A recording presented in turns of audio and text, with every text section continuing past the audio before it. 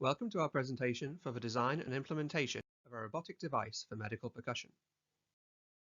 Medical percussion is a diagnostic procedure used in clinical examination whereby the chest, back, and abdomen are tapped to determine the condition of underlying tissue through the acoustic response. Although percussion is common in medical practice, there is a limited understanding of its dynamics. The goal of this project is to create a robotic system to perform percussion and record and analyze the acoustic response.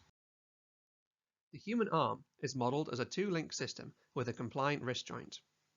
Joint torques were introduced by the extension springs.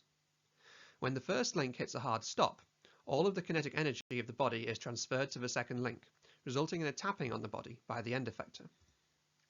A medical student was asked to perform percussion on an EcoFlex silicon phantom, and the percussion force was measured with a load cell.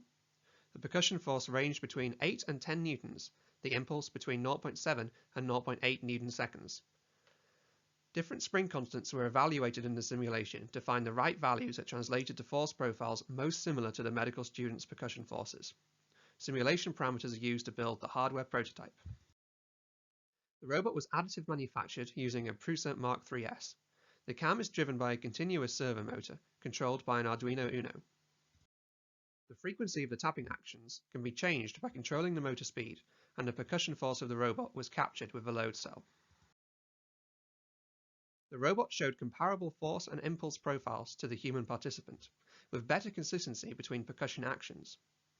Future studies will explore variation in the acoustic response of tissue samples with differing pathologies, and the effect of percussion frequency and force in relation to the acoustic feedback.